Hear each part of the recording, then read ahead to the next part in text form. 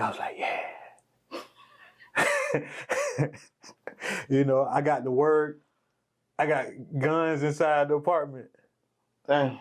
And I freaked out a little bit. I'm like, I didn't want to have to tell him, like, you know, that's the last thing I want to do. So I told him, and he looked at me crazy, but he went and did it.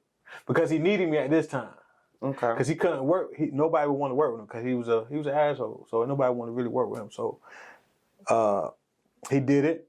Then he came back and he told me after the situation, he's like, man, you're never going to amount to nothing, bro.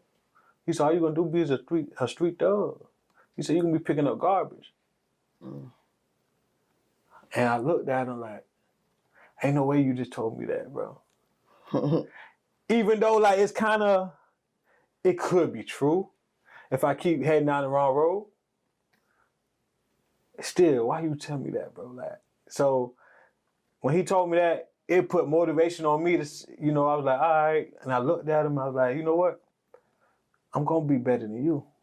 I ain't telling him that out loud, but I'm looking at him like, watch. I'm going to take over your company one day. You know what I mean? I went and told my homeboys everything. I told them, I said, yo, bro, I'm going to be the best contractor in the world one day. They looked at me like, nigga, please.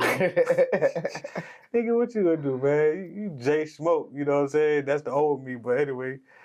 I'm like, all right. And from that point on, that's when I started getting very serious in that craft and I started mastering it. That's what's up.